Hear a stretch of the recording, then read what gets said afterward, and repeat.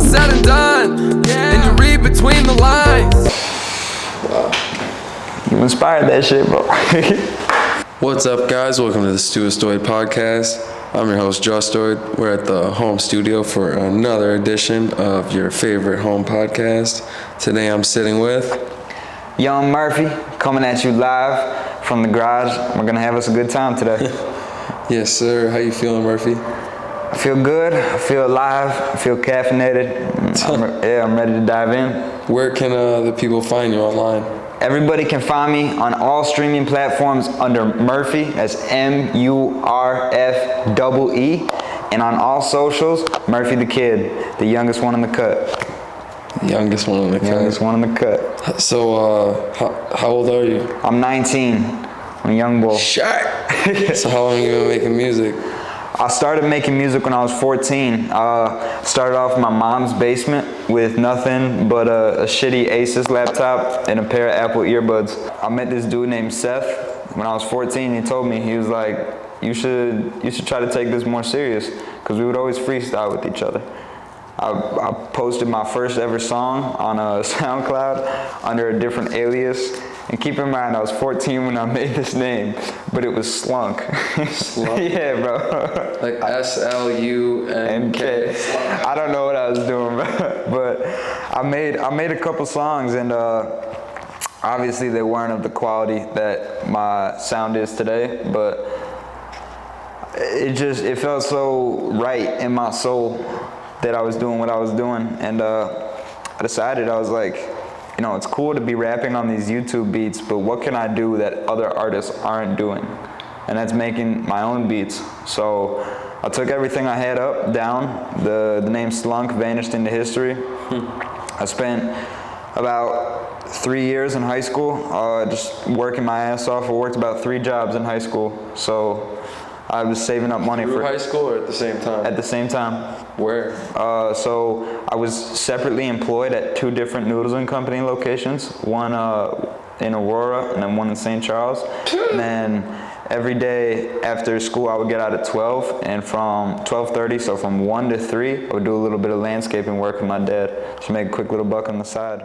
I just kept grinding and kind of invested into myself.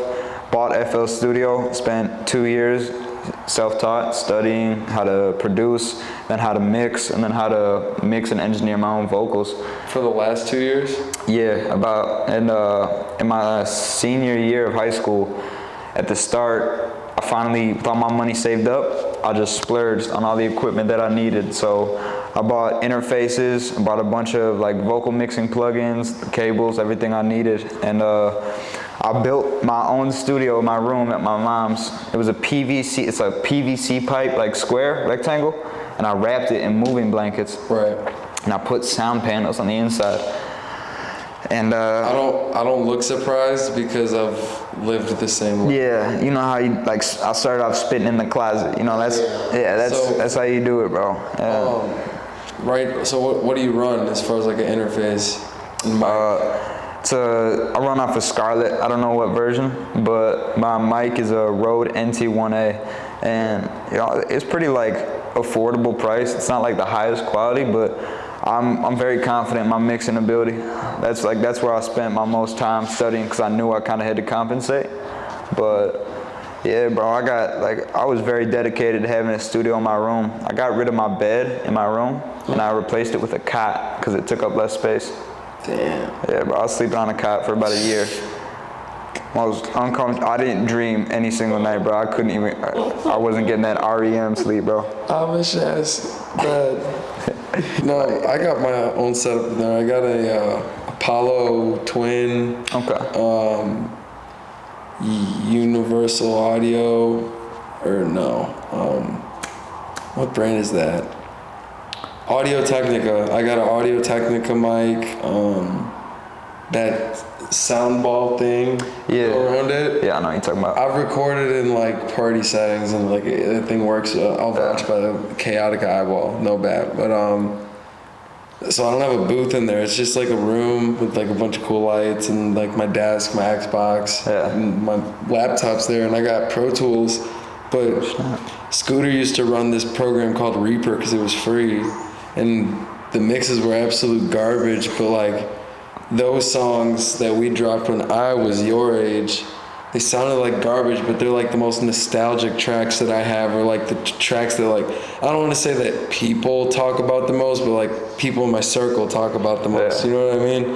Like if we're all sitting around drinking or like smoking, they're like, oh, play that one song from Woo Out the Band, you know what I mean? I'm like, wow, I haven't heard that in God knows how long. I started working with Justin Craig and CB Mix, and I became like a real like perfectionist with my sound, and like I don't know. I started taking like you don't really ever see me like drop, and like if I drop music, it's like long music. It's like music that's gonna last, bro. You know what I mean? Yeah, like, it's not just like a quick single. No, bro. My album dropped in October, and motherfuckers were texting me this morning talking about, I just re-listened to Vigilant through.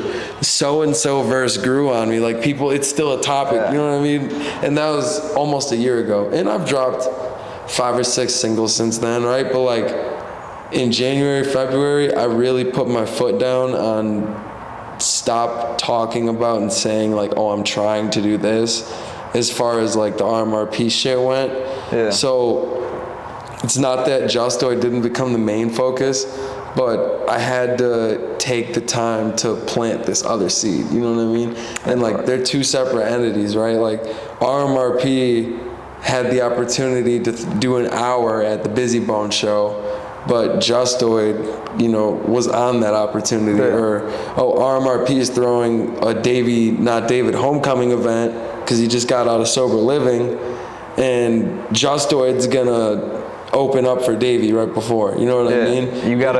You have like that other seed planted, and as that other seed grows, it's gonna benefit it's gonna benefit Justoid as it grows. Because I've had people ask me like, oh, well, why are you trying to book so-and-so and these big names, and why are you trying to do this? That doesn't benefit you. And I'm like, well, it kind of does, because as far as I'm concerned, look, I know this is like our second or third time meeting, right? Like we haven't really had like a conversation. But just for like a little background, I've been making music since I was 17, 16, right? When I was a sophomore, junior. I got suspended for one of my raps, just like Chance on the soapbox, because I was talking about dropping acid, fucking bitches, all this shit in school, like acting a fool, bro. And then I got my heart broke, and I started making real fucking music, bro. And what's it called? Time went on, but like the point is like artist development over time, it's gonna happen, and like where you started is not where you're gonna be now, and where you are now, like at year 5 is not where you're gonna be at in year 7. And like I'm like year 7, year 8 now at this point, and I'm still learning, and I'm still seeing things. Like I turned 25 this year, you're 19, you know what I mean? Like I'm sitting here scratching my head like, fuck, I'm old. Like I've been doing this shit since I was your age, and like my whole thing was with RMRP, I've been paying for exposure, you know, for years now, paying for exposure to get on this stage and to do this and to do that. And it's not like I feel like I'm better than anybody, or like I've earned my stripes, or whatever the fuck you want to call it, but like I've learned enough and gotten to the point where I've figured out how to get paid for exposure instead of buying into exposure, you know what I mean? You put a little in and you have a lot come out. And then there's people like, appreciate it. And there's people like yourself, Karan, fucking Pupsy, just people that I genuinely fuck with, like artists that I've met doing the whole business thing, and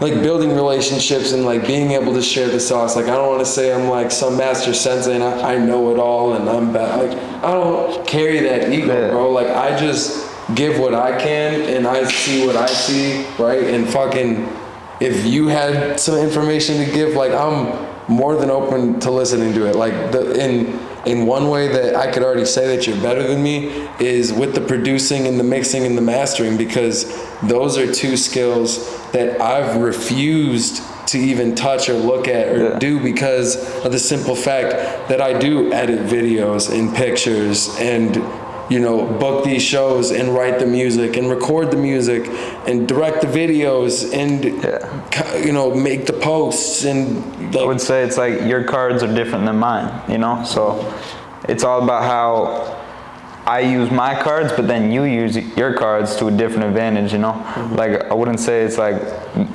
you said, like, I'm not better than you and you're not better than me, we're just both experienced in different skill sets. So that's where it's like beneficial to networking and meeting people. Like, we're at different points. Exactly. Though we're both artists and we both got different cards. Like, are you familiar with comedy at all? Yeah. Comedians. There's the Joey Diaz who blew up at 38, 40 years old, right? But then there's the Matt Rifes. You know what I mean? Yeah. He just got Tony motherfuckers that go off. My bad. There's the William Montgomerys and the Hans Kims and the guys that did literally 1 minute on stage for Tony Hinchcliffe, and now they sell out across the fucking country. Matt Rife, he just got his own Netflix show. Mm-hmm. Yeah. That's crazy. Shit, they've been selling tickets to his December show of this year since May of last year. Like, he's been booked out for like 25, 26. Like, kids going stupid. I can only imagine. Like, being booked out for Christmas 2026 right now. Yeah.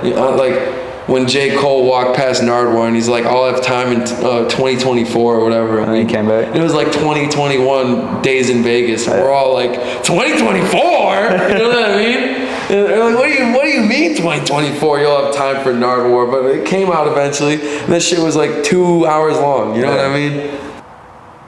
Where are you from? St. Charles, Illinois. Born and raised. Okay. What got you into music? So, my mom is from Queens. So, growing up, there was always a lot of... You ain't from Harlem! It was always a lot of old school New York shit. Playing, like my mom, her radio station was 104.3 Jams. And that's where they play the old school shit. So that's what, like, that radio station pretty much, it's all I heard in the car. And I was more so into like the indie rock growing up. But once I turned 14, the album that really, really got me into like experimental hip hop. Another question I have. What's the album that changed your life? Go ahead. Big Fish Theory by Vince Staples. Okay. Man. Who do you look up to in the music industry? So, I'll say Double Entendre. He's local, but like, I'm 19, he's 29. That dude taught me everything I know. Even like, I'm sure you've seen me go around hand out these business cards. Yeah. That's the game that he put me on. Yeah. So like I owe my entire, like I wouldn't say I owe my entire career to him, but I have so much respect for him because of what he taught me. He didn't How'd have you to meet teach him? Me. Man, it was at my second ever show, and he was just in the crowd. He was wearing this bright ass yellow Georgie jacket, bro. Like, and I just dabbed him up. We had a little quick conversation, and then about a week later, I had a meeting because I was opening up for West Chicago's annual festival, and he was on the same festival. So I was just chopping it up with him in this random Starbucks, and I was like, "Yo, like, come to the crib, let's make a track," To this day, it's still one of my favorite songs to listen to. We recorded about a year ago. It's not out yet, but that song really, like, we realized it's like peanut butter and jelly, Like, we complement each other very well. And as time progressed, he introduced me further into, like, the art of being not even an artist, like an MC. Like going to open mics, spitting off the top of the dome. That's the one that put me on. Damn. Yeah, that's my dude. I feel like I could freestyle in front of a mic and like punch in, but I feel like play the beat, I might be able to go for like 8, but you went like 32, like 42, maybe like 46 at the show, and I don't want to sit here and assume, right? Oh, some of that's pre-noted. Oh, some of that. Oh, it's all off the dome. I don't want to like sit here and say though. That guy you're here, I'm gonna ask you. Yeah, so the art of freestyling to me, there are times where it's not necessarily something I've written, but it's something I've used in a lot of my freestyles. You go to. Yeah, so it's like, it's a very common thing that I see in MCs, like Double has the same thing, you know. I kind of picked it up just being with him so much, but we have, it's called like filler bars, and we kind of use them just Your signature lines. Yeah, and we kind of just use those to get to the next rhyme. So the way that I try to do it is when I'm freestyling and let's say I hit a line like, riding through the city on my bike, feeling fine, dog, and I'm feeling like Fife, dog. Like when I said bike, I already thought of the next rhyme, Fife. So I don't have to think while I'm saying the next sentence and then like fuck it up, because the rhyme wouldn't make sense what I said. I listened to a bunch of podcasts. The dude who kind of inspired me, I'm sure you heard of him, Harry Mack. Have you seen him? The white dude freestyling. Yeah. He just really, he has his podcast, and I would listen to it like every day. He really gave me a lot of tips along with Double, and I just started doing it in front of people, and I was like, there's a risk when you do it in front of people, because if you fail, you look like a cornball. Yeah. So it's kind of like the pressure's on, but I like it feels good in a sense. Wow. I feel like I see, especially Juice WRLD specifically, where I can relate to what you were talking about, like the filler bars and stuff, where I'll hear an unreleased song, and there will be a bar that I've heard in like 3 or 4 other songs, and it might be like a different flow cadence. Cause he freestyled all songs, right? For the most part, yeah. But like what I'm talking about is like there's like one of the bars he says like up down A B left right, that's a cheat code, and he says that in like 4, 5, 6 different songs, but he says it in different ways. You know what I mean? That's just like one of his go-to bars. Or like, trying to think of another one. He's got go-to ones, even in like unreleased songs that aren't on like Apple Music and stuff. You know what I mean? Yeah. But the thing about freestyling too, it's a very interesting topic, because I can always freestyle, but the quality of my freestyle, I'll tell people, it's kind of like bipolar. It's very up and down. You know, like there are times in my life where I do find myself using more filler bars because I'm not very inspired at the moment. But when I have moments of great inspiration, such as last week, I went to Chicago with Double, and we ended up in a stranger's house. This dude, he's about 50 years old. He lived in North Africa growing up, and then he moved to Paris. And he was just, he was a very like, he told me he lives the Rastafarian lifestyle, but and he took us into his crib. He had a mic, and he just started playing guitar, and he was singing like the most beautiful shit. I saw that video. Yeah, you saw that video? That moment, I felt like starstruck. I was like, this is so beautiful, having this moment where we're bringing 2 completely different genres together, I guess, because he had us freestyle on the mic while he was, that wasn't like a rap kind of beat at all. It was very like ska, reggae. It was beautiful. So, being a year 1, year 2 artist, do you see yourself changing your rap style at any point? Yeah, 100%. My current style, I'd say right now, is like an old school boom bap. I want my 3rd album to be like very jazz focused, and I already have a name for it. I want to call it Shoplifters Anonymous. And I want it to be like a concept album, just talking to people who have money struggles all around the world, and like why they do the things they do for money. I think it's a very interesting concept that could go very deep if it was over some jazz. Because I think a lot of people, like my homeboy, he shoplifts, but he just struggles with money. You know, he doesn't even like shoplift like stupid shit. He's taking like food, like fruits and shit that he needs, because he's not in a position to be spending like that. And like that's a very deep conversation that could go on depending on how you look at it. Yeah. You gotta eat, but you gotta pay your bills. I mean, shit. I mean, trust me, bro, I get it. I mean, it's life, bro. I know, like, on the surface, I was like, I'm chilling, like, I'm whatever, right? But, like, I work 2 jobs and do all this shit, and you know what I mean? Like, and some more shit. You can't even say, like, I'm always fucking moving, dude. What are your goals for 2024? Now that we're, getting closer to closing it out. I want to have my 2nd album recorded, not published, but recorded. And I want to reach 300 monthly listeners, put out 2 more singles, drop a mixtape that is, I produced all the beats, and they're full of like unclearable samples. And I'm just going to release it on CD only for like telling people like, yo, like if you like my shit, this is an exclusive CD. Make some bread. What are some of the recent accolades that you've been a part of that you're most proud of? I recently just got employed at a studio, Snazzy Studios out in West Chicago. It's crazy to think like I'm out of my basement working in other studios now. That's a milestone, definitely. Opening up for KRS-One in Busy Bone. That was a crazy opportunity. Weekend back to back? Yeah. Nice, man. It was just... What was the whole concept of that KRS show? I saw him sitting down saying monologues and shit.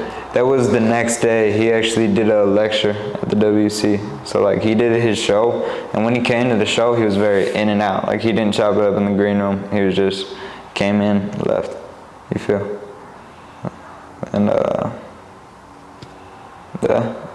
it was, I don't know, it was very indescribable, the whole experience. Like his set was like hypnotizing. You feel? Like it was crazy. It was one of the most inspiring moments of my entire career. But that lecture he did, he was just talking about like freedom of self, freedom of mind. Did you go the next day? Nah, I was out in the city. I was busy with some. Right? Yeah, Dre went though. What were you doing in the city? I don't even remember. Oh no, I had a podcast the same day. Yeah, bro. My car was in the shop, bro. I brought my bike. It was like a hour and a half bike ride. Yeah, bro. And it was terrible. My right backpack strap broke halfway through the ride, bro. That shit was terrible. I was fighting demons. Known there was gonna be a little bit more bullshit. That's just a long ride. Yeah, that shit broke. You was standing up pedaling. That shit was bouncing on your back. That shit ripped, boy. It was swinging to my left side, bro. I had the bike with one hand and with my left hand like holding on my back. Damn. Yeah. I would have put it over my right shoulder and balanced it in the middle of my back. But it was like rubbing all up on my neck. Yeah, that shit starts hurting. Started like. What's your go-to way to get fried? A blunt. Like a. Just backward. Okay. Roll up a backward. That shit. Cause it's like. Like on the go-to day, like that's the first thing you're grabbing for? Oh nah, go-to day, joint. But like my favorite is a blunt. Favorite is a backwood. Go-to is a joint. Yeah. That's a new answer. I know it's not displayed today, but if you're a regular watcher of this, you notice there's no raw display today. That's because I'm lazy. My favorite Wiz Khalifa song is Bammer. Bammer? No Bammer weed. We don't smoke that shit. Bammer weed. Don't smoke that shit. It's TGOD though. Hey. When I was driving high back home in high school, and I had to like really lock in on my shit, that was the song that I would blast. We should do this before. Right now! Yeah, me, joints, always. Backwoods, rare occasion, whenever I'm feeling a little zesty, I ain't gonna lie. Give me some woods. Yeah, be careful. We just smoke the wood. That shit. I'm gonna ask you this. You're a music head. Who did it first? New York or Chicago drill? Chicago, 100%. Yeah. Okay. That's it. Okay. This has been popping. Some people wanted to argue with me about that, but we'll just keep it moving because I agree with you. I didn't even know. Like I heard about the Chicago drill scene like a year before I heard of it. Somebody threw a curveball at me and said UK, and I'm really? like, actually, I would say UK. I would say UK really got drill popping. I didn't even know. Are you telling me that there was UK drill before 2012, 2011? Yeah. 100%. Was there? I don't know for sure, but I would say like 100%. It's been. I feel like that's just like. I don't know, man. Nah. That shit where it started. 2009, them niggas in Chicago started making some real bad music, real bad tracks, man, and shook the world. I don't know. And I don't know. We'll keep going. Shit. Should we Google it? I don't. Let's go give some AI ass answer. Nah. Let's see.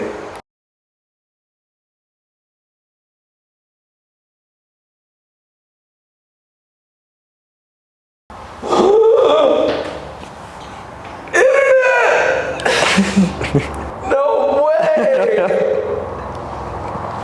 Is it the UK? No. Where is it? What'd you get? Chicago? Yeah. It says, first, it says drill music originated on Chicago's South Side around 2011. And many artists are considered pioneers of the genre, including, and guess whose the first name is? King Louie. Damn. Then Chief Keef. Give it up for my boy Louie, man. Golf clap. Yeah, that's crazy, man. My search engine was who originated drill music. And it says King, and then below it says King Louie is considered to be one of the first drill rappers, but pioneering artists like Chief Keef and Lil Durk were instrumental in shaping the early drill sound and popularizing it beyond Chicago's borders. That's dope. From my era is a different era from this nigga behind the cameras era of high school. So I think we'd both be interested this week to hear about one crazy high school story that you have. First off, what high school did you go to? St. Charles East. Damn. Okay. Was there a lot of bad kids there, or was it pretty straightforward? It was pretty straightforward. There were a lot of dicks there, but it was like a bunch of whites and a bunch of Hispanics. But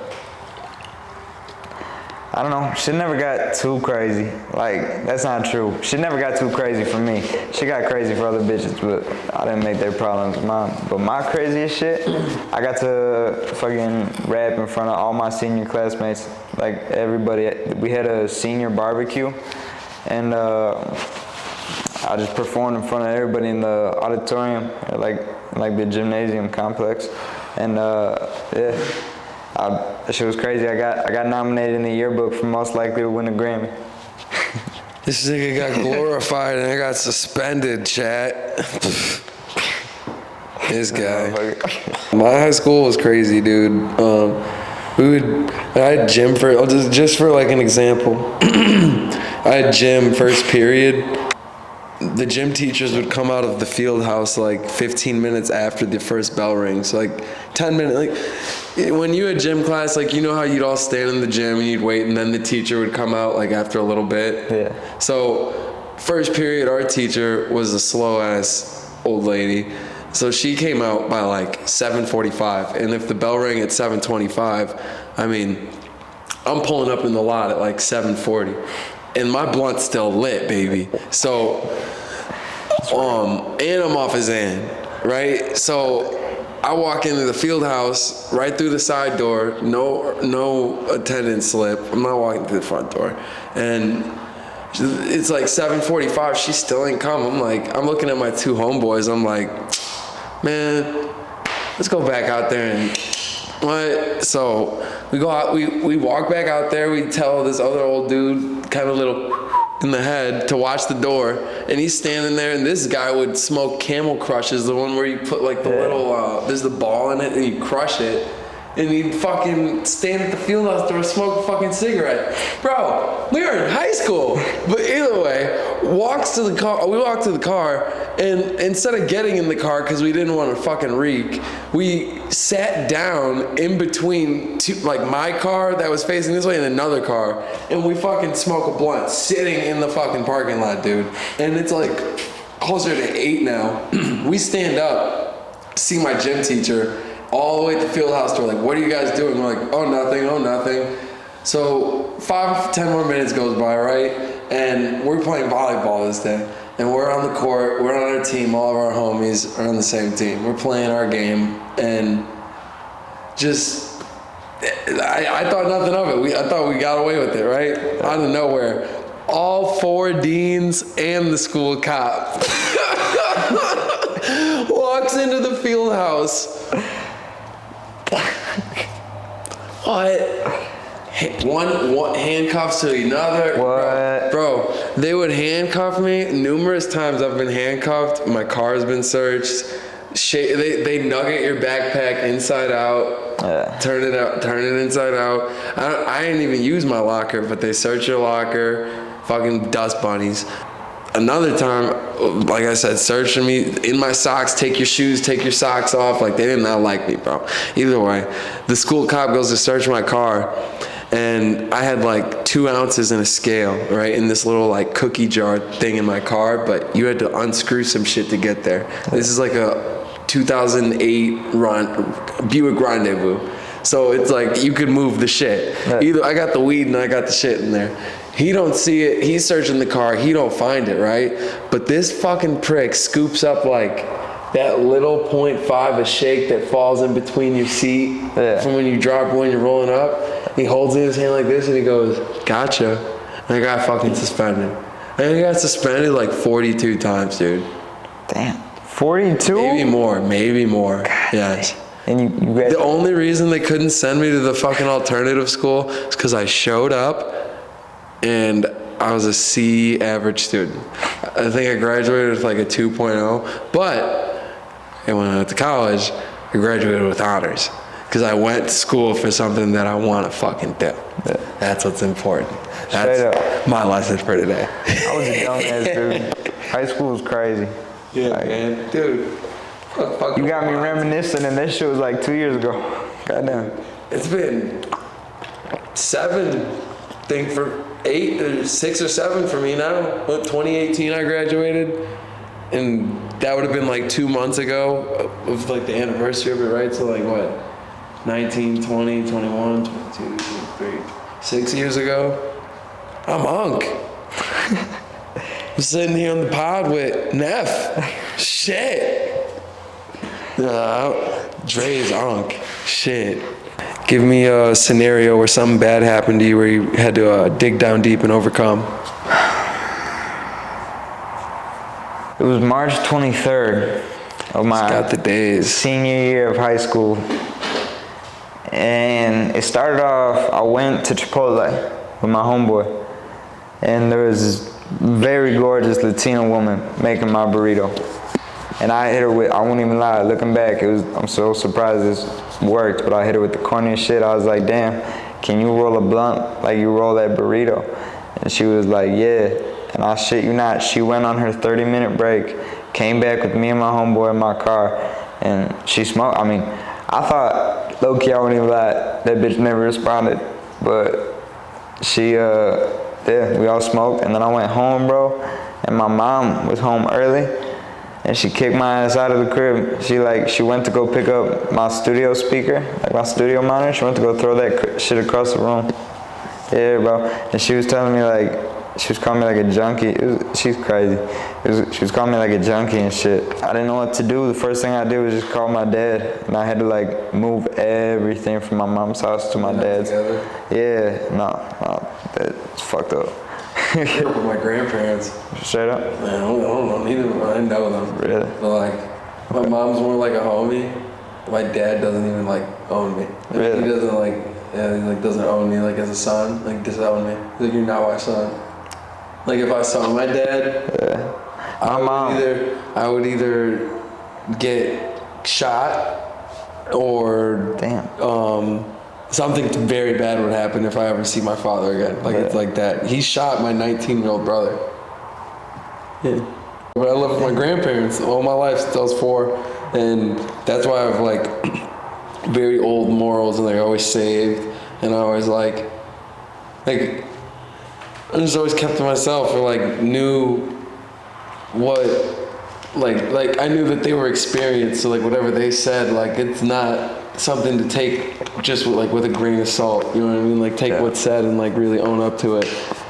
And that's why my whole attitude and just the way I carry myself, even with the music and how I speak, and I'm very on point, and everything I do, it's real, and strict with my shit is just because that's how like I was raised when people playing. You know what I mean? So, I mean, you're a product of your own environment.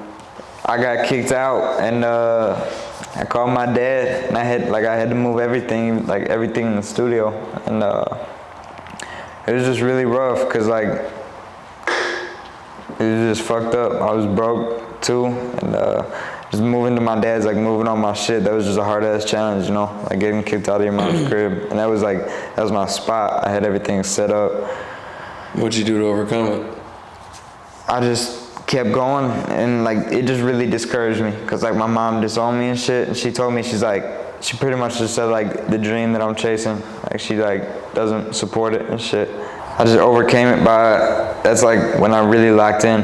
My second album, or not my second album, my first album, that's like when I started recording shit, and yeah, I just kind of learned like sense of self, like I was proud of myself, I didn't need her opinion, in that sense. Yeah, you don't need anyone's fucking opinion. Yeah. Nobody, and that's for anybody's opinion about what they think about me throwing my own shows or making my own music yeah, bro. Or fucking, it's meant.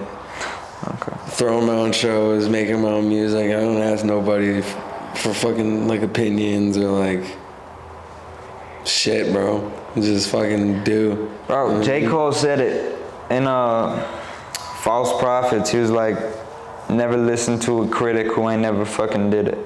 Bro, like, if you swipe up, like I have a lot of people who swipe up on a story saying positive shit, but if there's positive shit, there's gotta be negative shit. And those motherfuckers saying negative shit, they don't know me at all, you know? And I can't even listen. They couldn't produce their own beat. If I showed them FL Studio, if I showed them the shit that I do to make my beats, their brain would explode.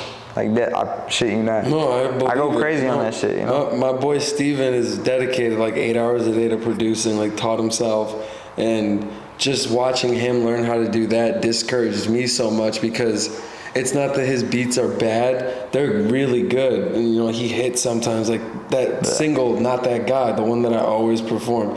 It was his first beat. He sauced that shit the fuck up. Like, how do you do that? You First know what I mean? ever? Yes, bro. And it's like, come on, dude. So like, that's encouraging, right? But like, discouraged to the fact where like I don't have time to learn a whole nother software when I know how to record myself. Like, we can go in there, I know how to do it, you know what I mean? We'll lay a track out, but it will not get mixed or mastered.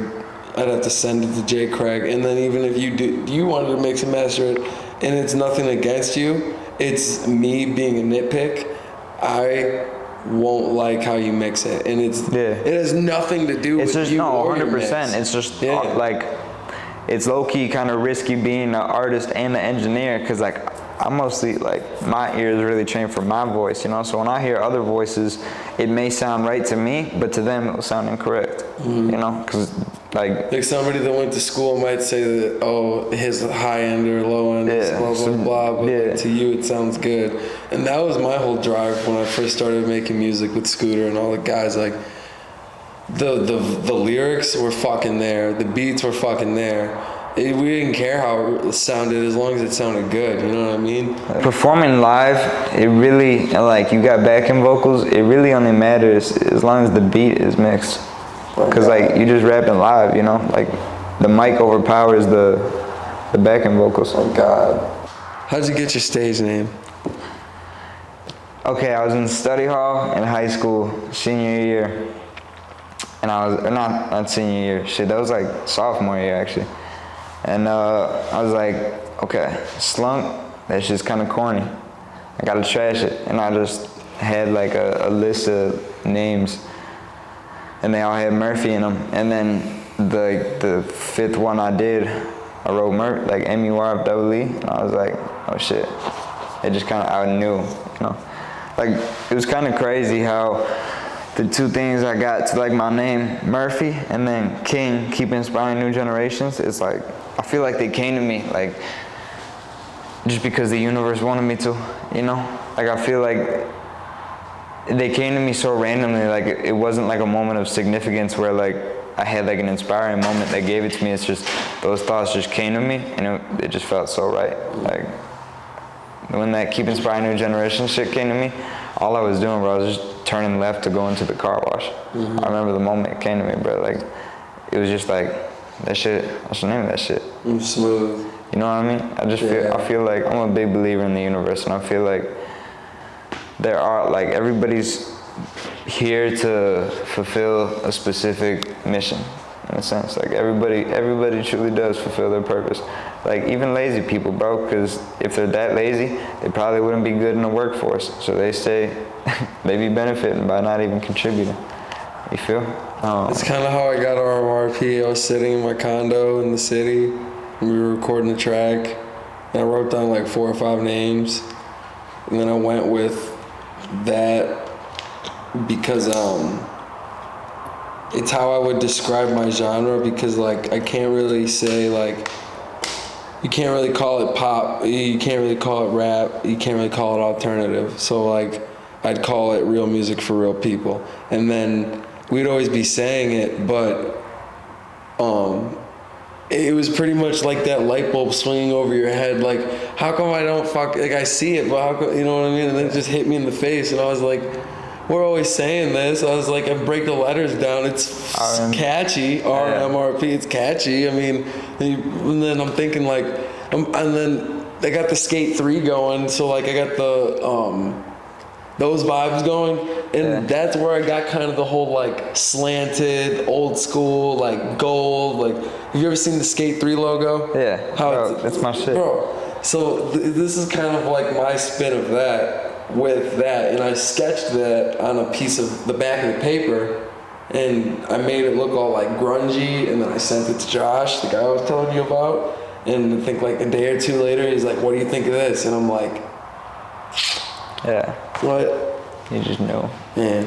And then it was a bunch of conversations about, well, where do we start? What do we do? And made the connections. I got this segment that I started doing about 2 episodes ago. It's called Music Memories. So pretty much what's gonna happen is we're gonna listen to and then talk about 2 songs each. We will play the whole song live, but I'm just gonna put a snippet up to them as we do it. And then we're gonna talk about what you were going through when you wrote the song, when you recorded the song, what life was like when you made the song and dropped it. And if you do have a video for the song, bonus story, something about the video shoot. Okay, I'm with it. And the twist that an artist, JJ Xander, put on it the first time we did it was I get to pick your songs and you get to pick my songs. Okay. Let's do this one.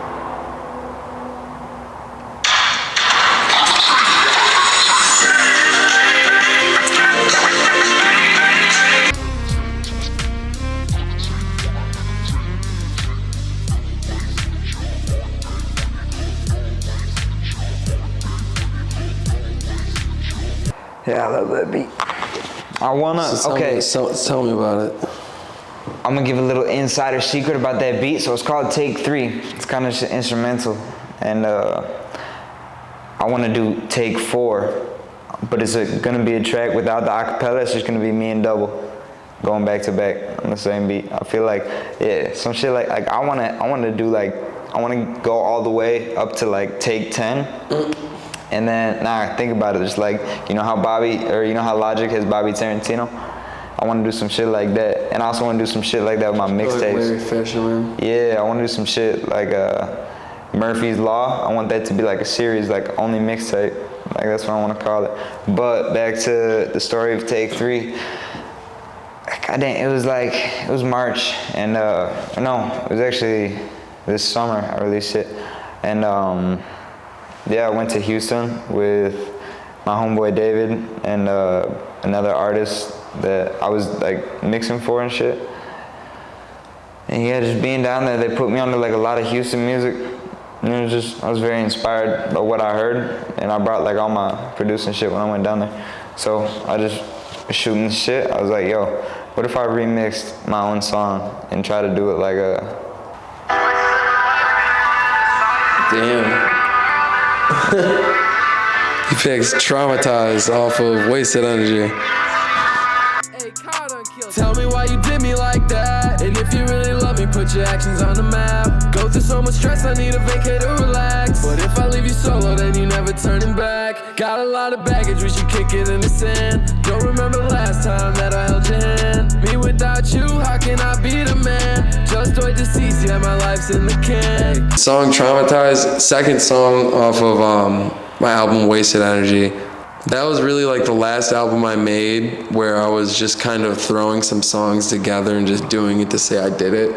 Because the one after that, Vigilant, was very well orthodox. Like, it was very well executed and laid out strategically. Yeah. And it took 2 years, and I wasn't just gonna put it out because people were asking me to, or asking where music was. I was gonna put it out when I was ready. And the difference between like a song like Traumatized that you hear versus music that you hear from me nowadays, the bars in that song are very broad statements, like that all of us in the room and anybody in the world could relate to. Like, tell me why you did me like that. If you really love me, put your actions on the map. Like, very broad things. But like on Vigilant, I'm talking about things that specifically pertain to myself, and I don't care if you don't rock with it or you don't feel it, because I made that album for myself. You know what I mean? And yeah. My first album, No Guarantees, go check that shit out. That shit was like a project for me to prove like, yo, I really got this music shit. Now the shit I do, like, yeah, there's a certain style I appeal to, and I definitely want to, like, I do have a local fan base that I'm very grateful for, and I want to give back to them, you know, like. But that first album, that first project was really, really for me, you know. And if that's how you feel year 2, imagine how you'll feel 6 years from now. I know. I'm gonna go with Loose Change Won't Change. Is that a good one? It's a great one. Right. It's a beautiful one. Showcases my love for jazz and hip hop. Okay. This is Loose Change Won't Change.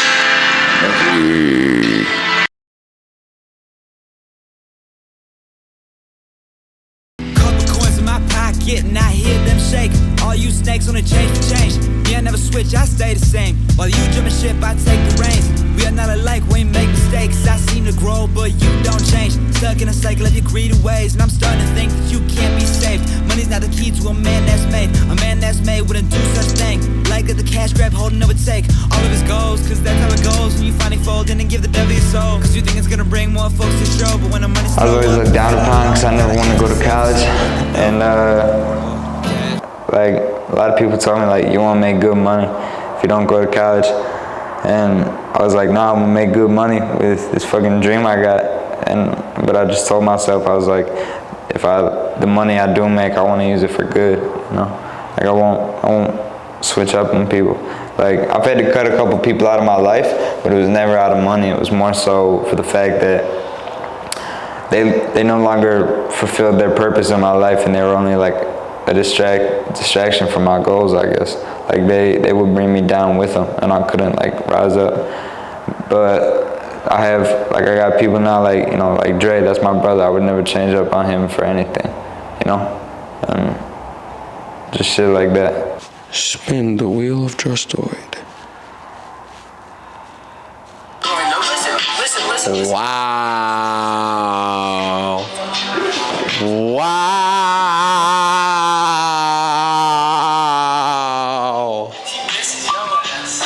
Wow. Start it over. Pause it. All right. Cut the camera. No, listen. Why else would she say petty? She would have been like, fuck you, like, I don't care or something. But like, petty means like, damn, she low-key heard about that. She misses your ass. And she, deep down, she still has feelings for you. And that'll never change, I guarantee you.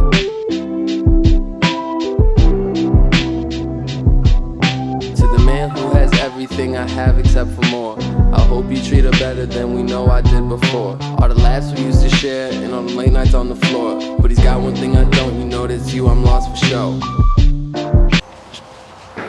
So that one is off technically my second album, but my first album that's on Apple Music. It's called Recovered. think it's the 4th or 5th song on there. It's kind of like the transition from the more upbeat, happier songs to the more like sadder, melodic songs at the end of the tape. And that one specifically, just like the name of it and everything, was about that person I was telling you about that initially got me like, fucked up and got me into making music. And I mean, I know this seems like a recurring topic on this fucking show that I keep talking about this. At this point in my life, this person holds no sort of significant value to me or like feeling or, you know what I mean? Like, I'm not tripping at all about this bitch. Like I've been with the person I'm with for 6 years now. I'm content, But like to listen to those type of songs and just look back on it, like all of those monologues in between, like the beginning, middle, end, that was literally me and my boy Ryan that literally just like had me crushed the whole time through all of the heartbreak and the pain, and then my grandpa died, everything, just like, and he would like, when I met this kid, we both quit freshman football and just started doing a bunch of fucking drugs, dude. Like that monologue where he's like, at the end, he's like, "You want this?" And it's him mixing the ice on a cup of lean with Xanax in it and asking if I want a sip. And he's like, and he hands me the cup. Like, we're sitting there. You hear he goes, You can hear Ryan saying some dumb shit like that. What's up, guys? Justoid here to talk about a brand new podcast ad. We got Dr. Gadget. Dr. Gadget's a phone and tablet repair store with 3 locations in the suburban area. You can head up there to get your screen fixed, battery replaced, tons of services, man. They offer all types of stuff for your phone. They got screen protectors, cases, new and used devices. So what are you waiting for, bro? Head up to Dr. Gadget today. Use code RMRP or Justoid to receive $20 off a service and a free screen protector today.